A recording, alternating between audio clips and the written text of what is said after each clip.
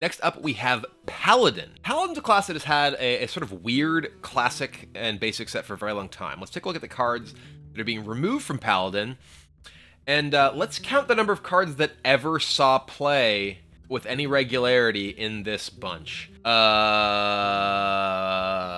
Basically none. You know, in a very, very long time, you know, we haven't seen pretty much anything except maybe Redemption and like Secret Paladin.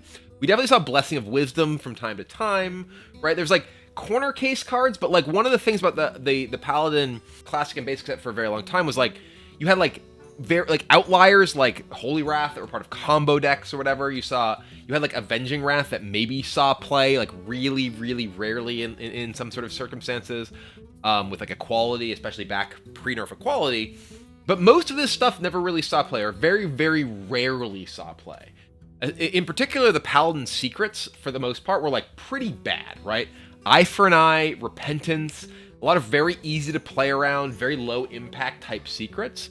Then stuff like Hand of Protection, you know, Humility, Light's Justice.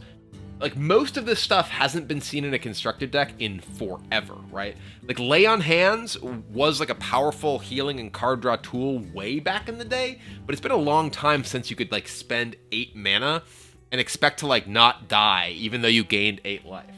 So I think one of the biggest things for Paladin was that most of the cards in their classic and basic set were like pretty bad and didn't do much.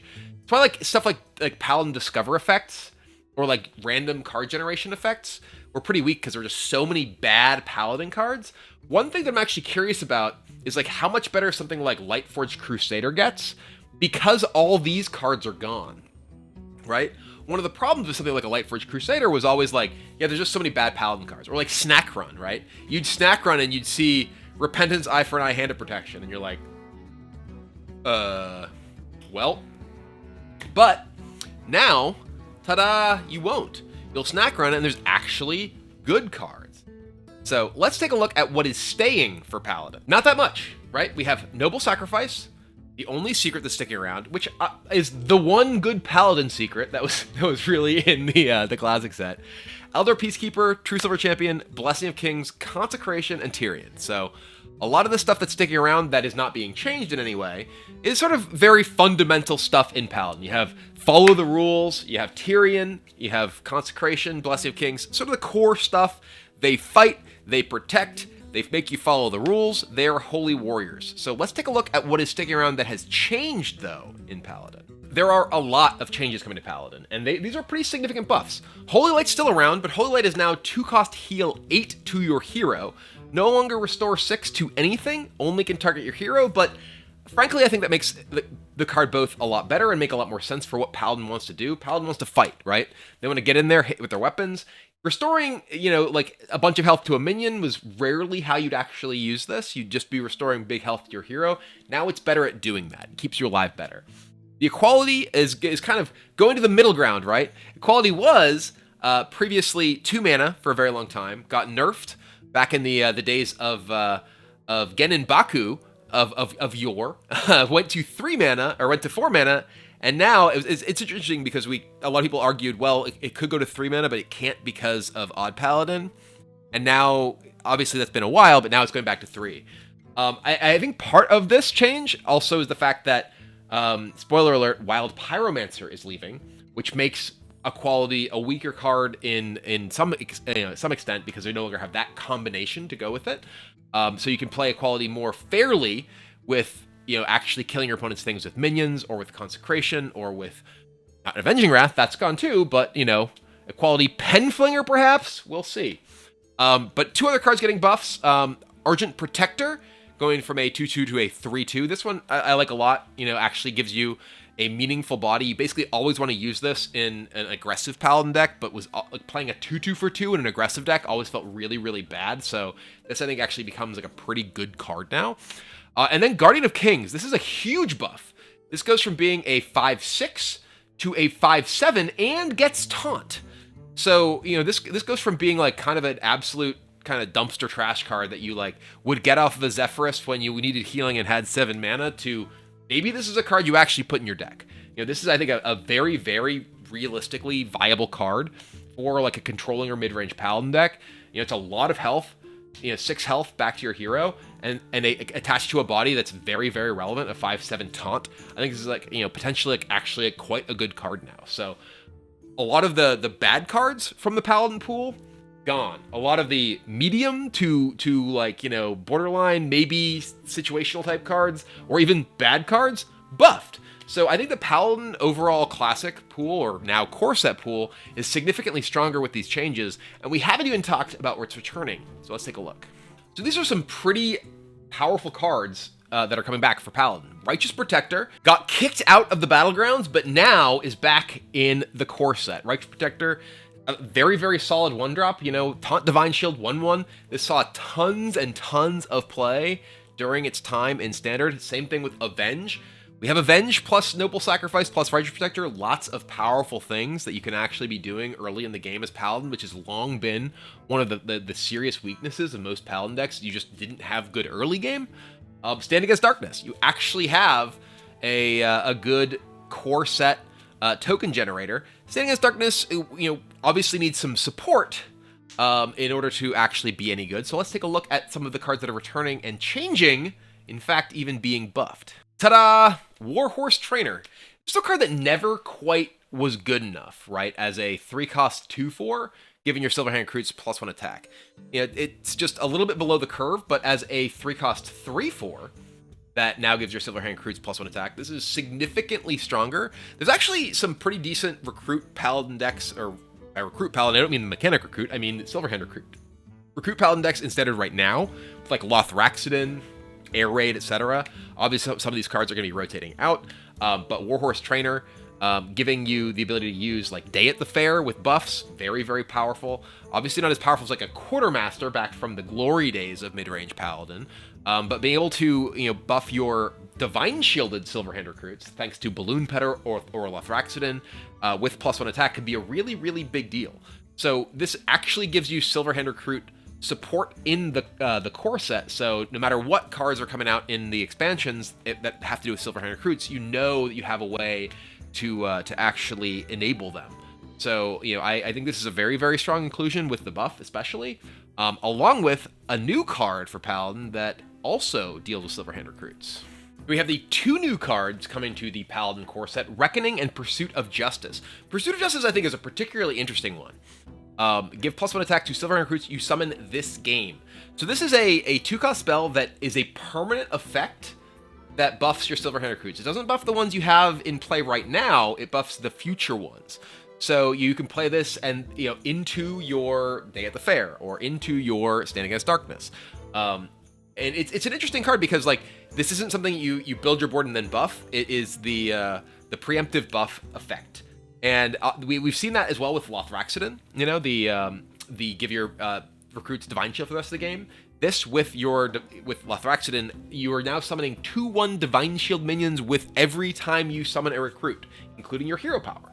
So I think this is a very, very interesting card, especially with the specific Balloon Peddler and Lothraxidon to give them Divine Shield, because obviously like doubling the power of your Divine Shield minions is enormous. And can have a really, really big impact on like how much those recruits can actually matter in the games. And this isn't a legendary card. This is just a 2-cost spell.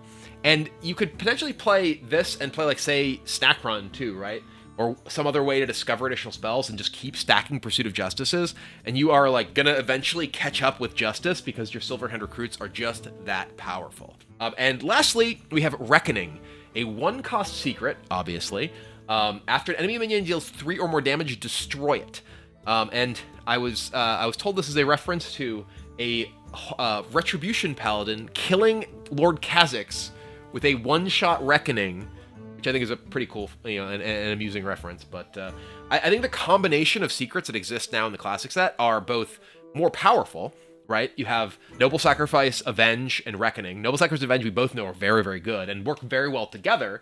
Your opponent attacks, triggers a Noble Sacrifice, Avenge goes on something. But also, like actually put your opponent in kind of a pincher, like you didn't actually see with most of the Paladin secrets before. With Noble Sacrifice and Reckoning, Noble Sacrifice, you want to attack with your small thing, right? So you have a Silverhand Recruit. You want to attack and trigger their Noble Sacrifice. But if you have Noble Sacrifice and Reckoning, it's like, okay, I attack, oh, it wasn't Noble Sacrifice. I guess it's Reckoning, and all I have left is this big minion who, if I attack with it, it dies. So definitely a very, very interesting situation with those secrets.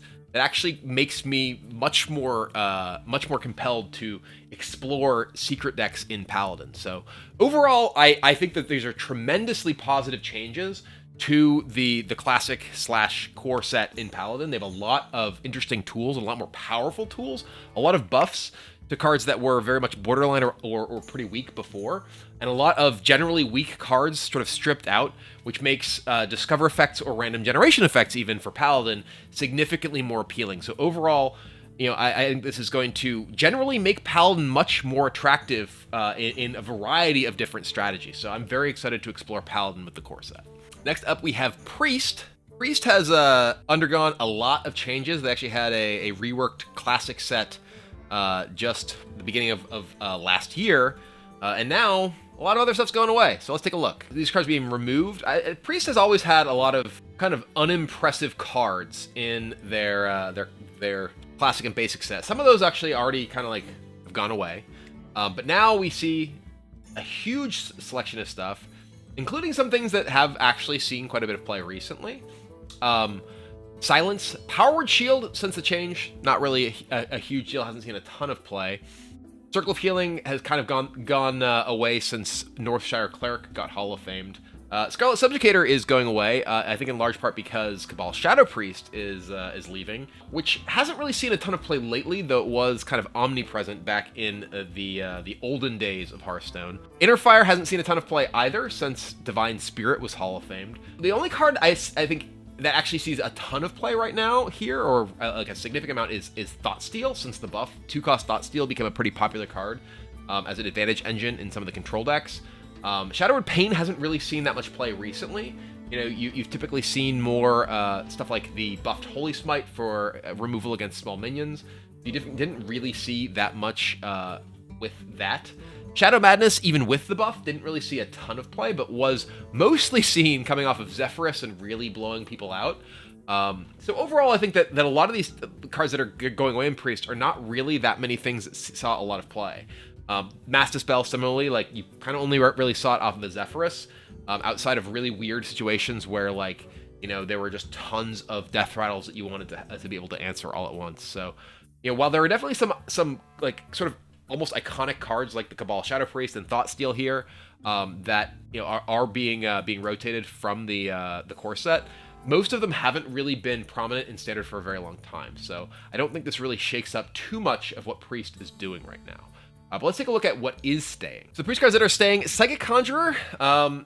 This is a little bit of a weird one to me that Psychic Conjurer is sticking around rather than Thoughtsteal, because Thoughtsteal was sort of an iconic, like, actually also pretty good version of like stealing stuff for your opponent's deck, when Psychic Conjurer didn't really ever see that much play.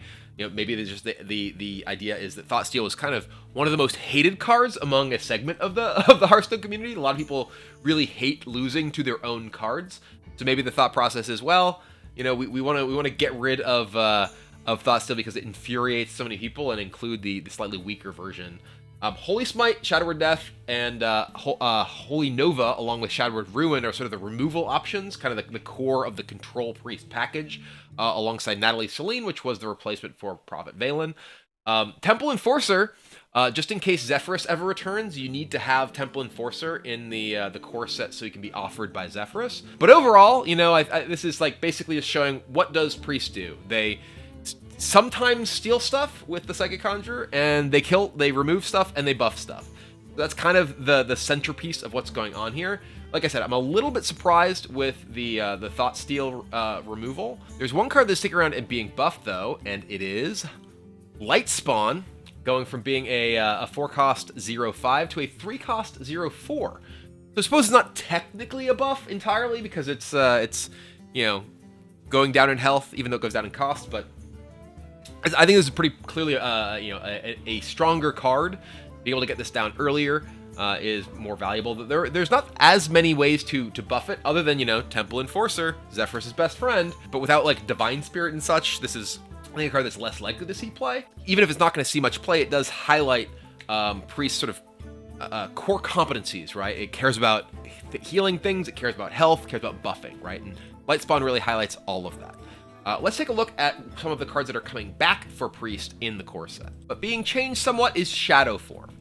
Shadow Form was Hall of Famed with the recent changes to Priest that kind of decided that they wanted to stop doing direct damage when they removed Prophet Valen and Mind Blast as well. Shadow Form is coming back, but being changed somewhat. Sort of buffed in the sense that it is going from 3 to 2 mana, but also sort of nerfed in the sense that it no longer has the additional effect that it can upgrade your Shadow Form to deal 3 damage. You can only do, what is it, Mind... You can't get Mind Spike. You can only get Mind Shatter or the other way around. You know, I think this both sort of makes this a little bit just like more straightforward, right? It makes it so that you, well, pretty clearly just like what the card does. It's a much simpler card. And also like, you know, doesn't make it so that you always really want to draw 2 Shadow Forms, because upgrading it the second time is a really big deal. It just makes it so that you're more likely to be able to upgrade to Shadow Form, and that the second Shadow Form can reset your hero power. You can ping, play a second Shadow Form, ping again. Obviously, that's inefficient, but it does give you some element of value to the second copy of Shadow Form without just turning you into a 3 damage a shot monster.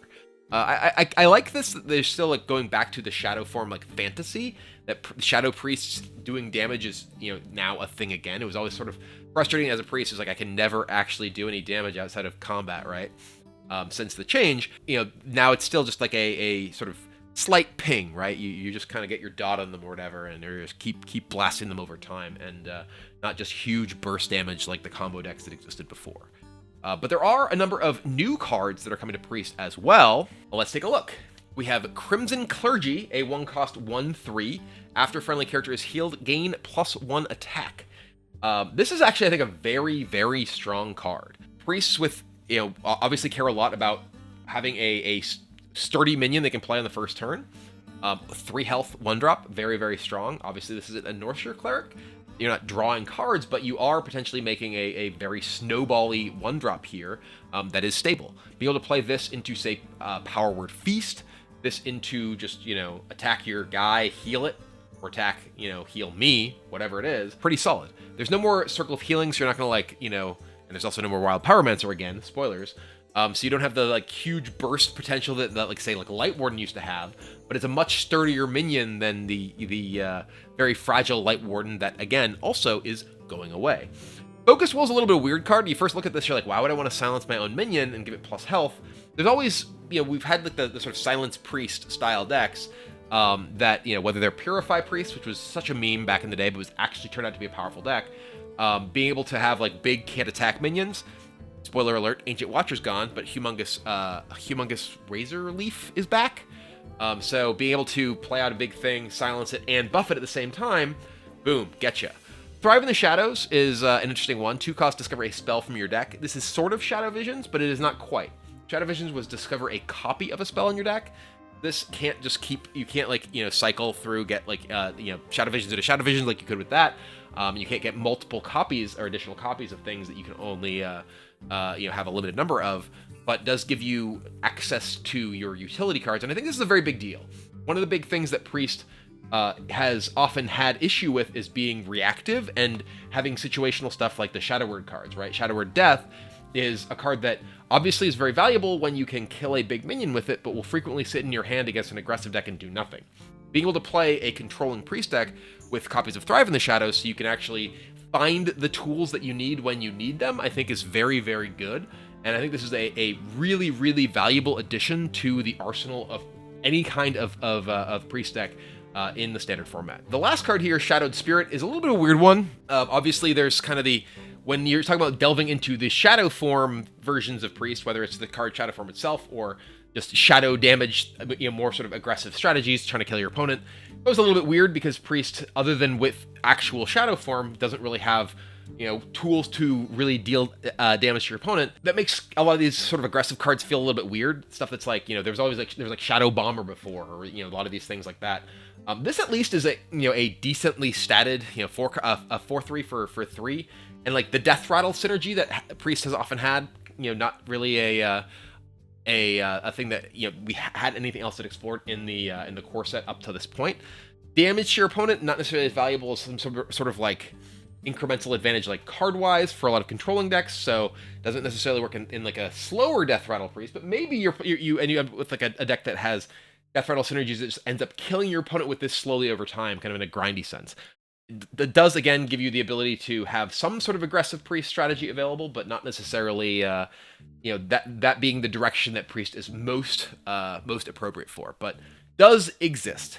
Overall, I like these changes to priest. I think that Crimson Clergy gives you the ability to look at being a more proactive deck, giving you like actual targets that are good in priest for your buffs. Thrive in the Shadows is a great tool for flexibility. For any kind of controlling or mid-range, like any kind of like reactive spell-based deck. A very big deal. Less impressed by Focused Will and Shadowed Spirit, but again, these are cards that really depend on what the rest of the card pool looks like.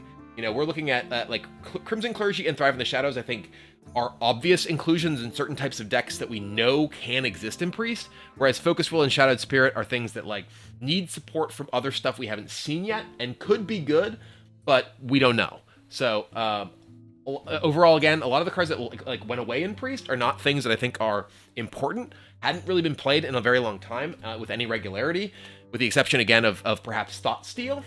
But I'm sure a lot of people out there who truly hate losing their own cards are happy to see Thoughtsteal go, even if I'm sad about it. So overall, pretty excited for the future of Priest, especially Thrive in the Shadows. I think the flexibility of that is a really, really big deal for a lot of reactive decks. And next up, we have Rogue. Rogue has a number of pretty major players that are going away, so let's take a look. Rogue is a class that probably had one of the strongest classic and basic sets of any of the classes for a very long time. There were a number of years where you could just see essentially the same like 20 classic and basic cards in a lot of different Rogue decks, and some of them are going away here. We already knew that Edwin was going to be rotating out when it got nerfed, and I imagine it'll be returning to its former glory once it actually goes to the Legacy set, to Wild. But some of the cards that we didn't know about that are pretty important here, Sap and Eviscerate. These are two cards that have been kind of omnipresent in a lot of Rogue decks for a very long time. Sap is, obviously a Rogue card that has given you the ability to get through whatever your opponent puts in your way, and Eviscerate has been a major finisher for Rogue decks since time immemorial. The other card here that has seen a ton of play is Fan of Knives, but hasn't really been nearly as popular recently.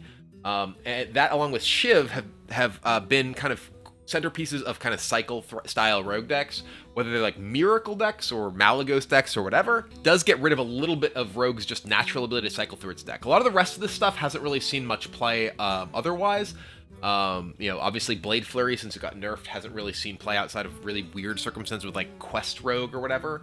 I think the big hits here are pretty clearly Sap and Eviscerate, especially since the Edwin nerf that has still been an okay card, but hasn't been as sort of central to what Rogue's strategy has been.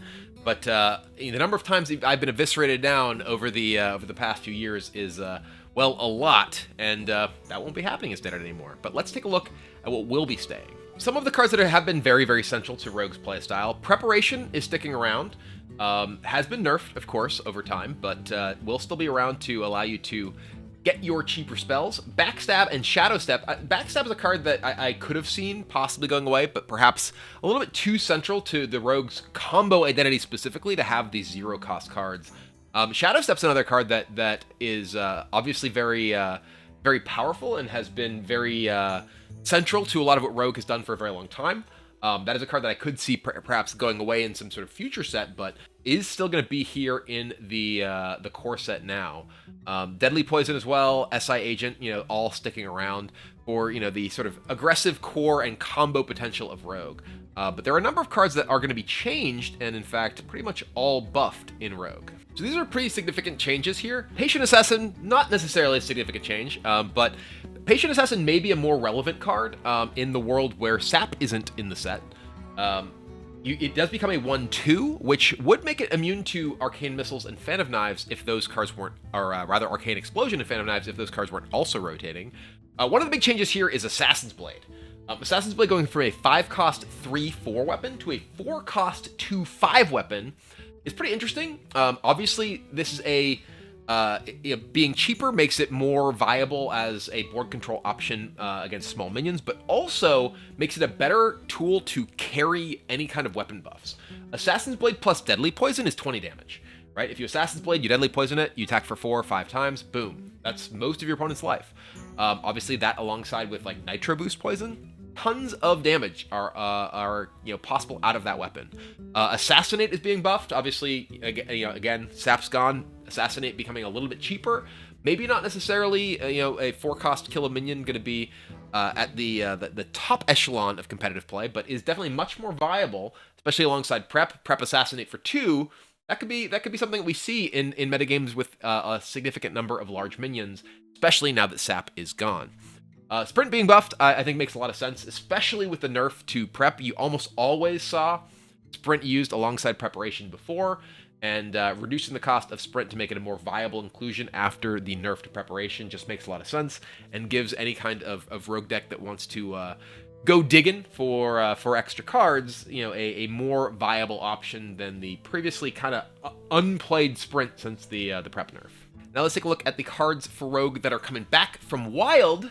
Bladed Cultist, Plague Scientist, and Tomb Pillager. Bladed Cultist is an interesting one. This is actually a pretty strong card, like an aggressive rogue deck.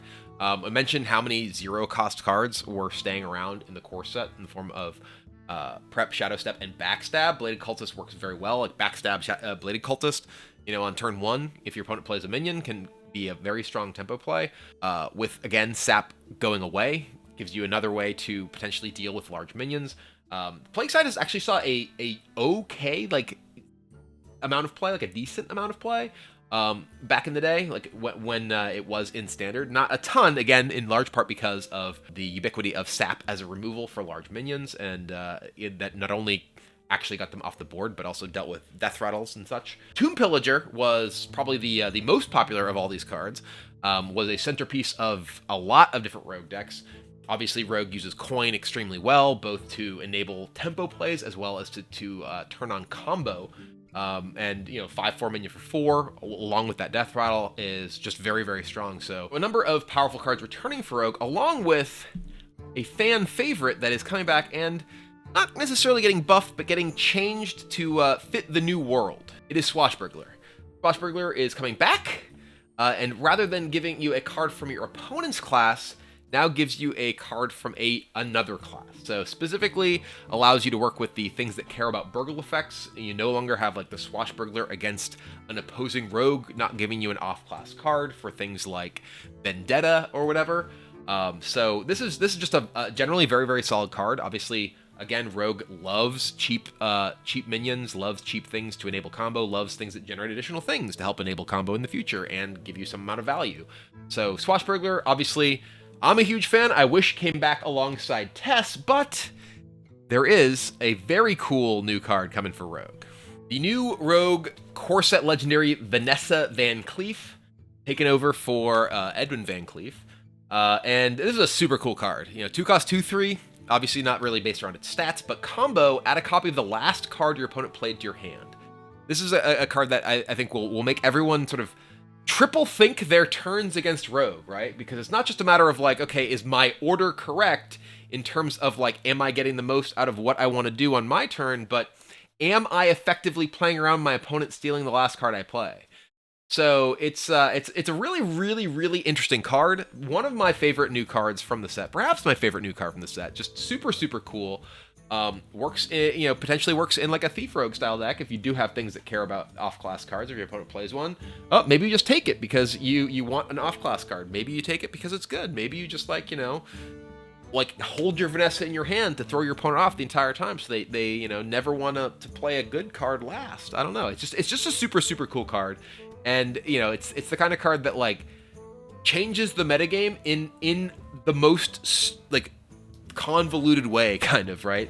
Because it influences every turn of every game without actually even necessarily being involved. As long as you're playing against a rogue, you got to be thinking about Vanessa Van Cleef, which can be kind of brain-meltingly overwhelming. And I'm sure there will be tons of times when I'm playing against a rogue, and my opponent Van Cleefs me, and I get the order lulls from chat as they take my best card and beat me with it. But overall, I think that this set of changes gives Rogue a lot of really cool tools.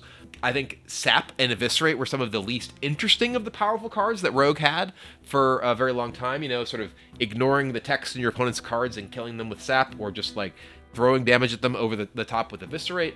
Yeah, those are things that Rogue did, and they did it for long enough, and I'm curious to see what Rogue will do with new tools like this one. All right, next up we have Shaman. Shaman has historically been one of the, I think, weakest core set, classic set classes because they sort of got outclassed for a very long time in terms of what they had available. Let's take a look at what's going away, which is a lot of weak stuff. You know, the Totemic Mites of the world, the Ancestral Healings of the world, Forked Lightning. None of these have really seen any significant amount of play. Obviously, Totemic Mite in specifically Totem decks did get a little bit of play. Dust Devil. When has anyone ever played a Dust Devil unless they got it off of like First Day at School or something?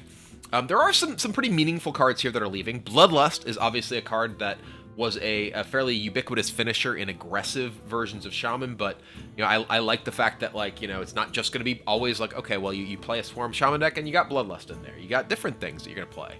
I'm hopeful that with the rotation of Flame Tongue Totem, that we may see that turn back into a 2-drop.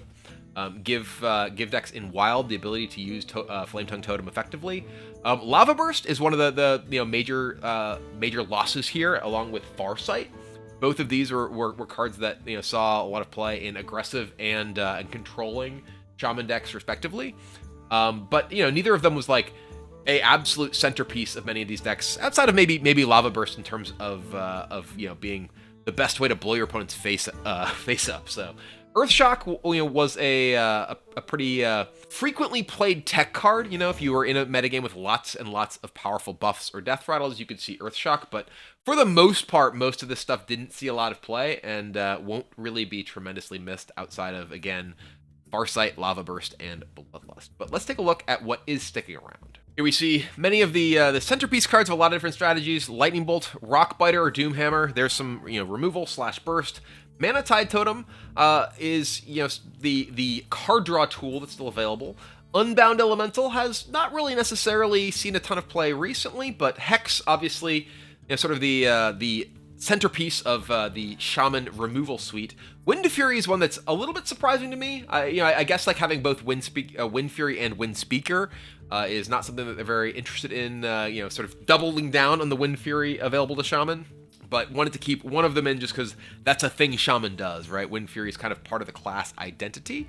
But there's a lot more cards, actually, than it looks like that are staying around, because there are a lot of Shaman cards that are coming back with some serious buffs. So quite a few Shaman cards that are being updated for the modern world. Lightning Storm. Never again will you need to pray to Yogg or RNGesus or whatever deity that you believe in to roll high on your Lightning Storm, because now every Lightning Storm rolls high. This is, the blessed days that we always high roll on Lightning Storm. It always deals 3 damage. It always felt like so terrible, you'd overload for 2 and get like a worse consecration, right? You're like, ugh. So also, like, you never have the like, oh my god, I can't believe my opponent high rolled on Lightning Storm and I just want to quit the game as the opponent, right? It's better for both players involved because no one gets angry, other than maybe because they got their entire board blown up by a Lightning Storm. Similarly, Feral Spirits, this just kind of has been outclassed over time. Now with Overload 1 is, I think potentially a very strong inclusion in a lot more decks. Earth Elemental, Overload 3 on this hasn't really been really a viable card in competitive play for a very long time. Now Overload 2. Fire Elemental being buffed to deal 4 damage.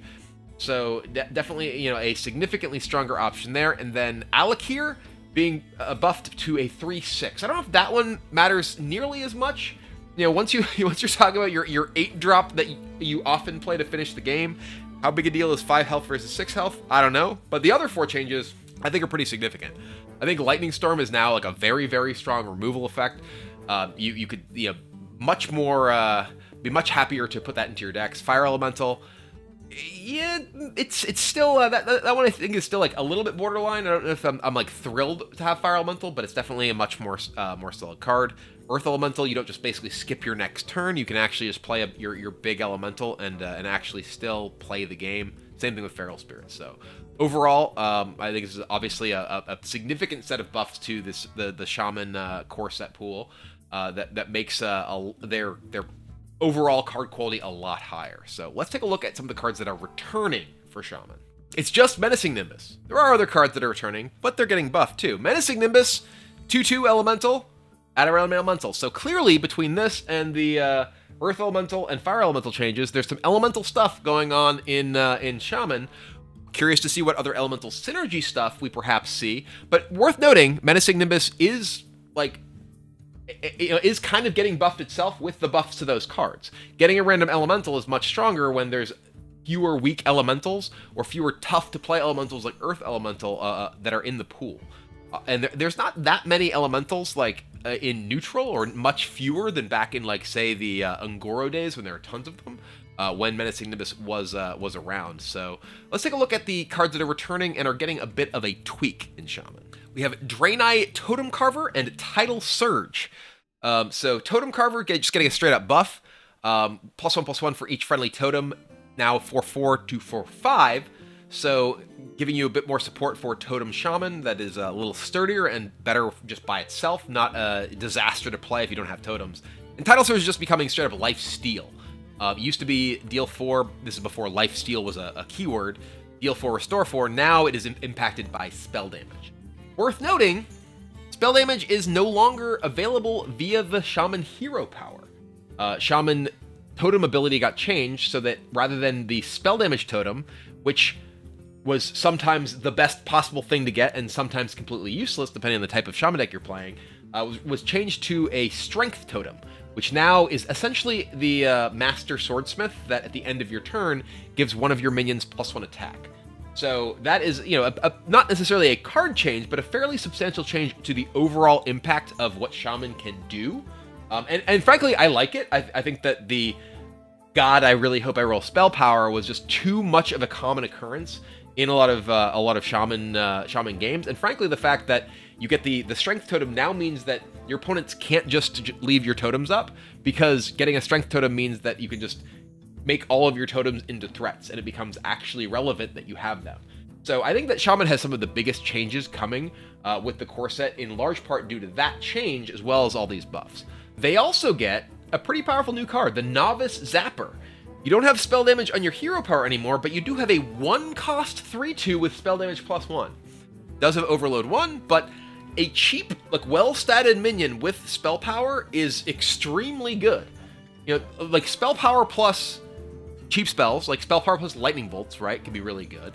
You can just play this as essentially your like Flame Imp and beat your opponent down on one. You can play this alongside your Unbound Elemental. One of the big problems that Unbound Elemental always had, as a card in Shaman in the classic and basic set, was there was nothing that you could play proactively other than things that were very inefficient, like Feral Spirits and Earth Elemental, and that were also expensive to buff it, right? So now you have the Novice Zapper, which can buff your Lightning Bolts, which can, additionally buff your Unbound Elemental. So there's a lot of stuff that comes together that makes all of the things in the Shaman core set significantly stronger. So I feel like the changes to Shaman are really great. Like I'd always felt like so much of the Shaman classic and basic set was just really, really unimpressive and was massively outclassed by a lot of the other classes. But now with stuff like Novice Zapper and with the changes to the hero power, I think there's a lot more options available to Shaman, of course, with all the buffs to their cards as well. So I'm really curious to explore what Shaman can do with all these new tools in the core set. Boom! Shaman done! Ugh.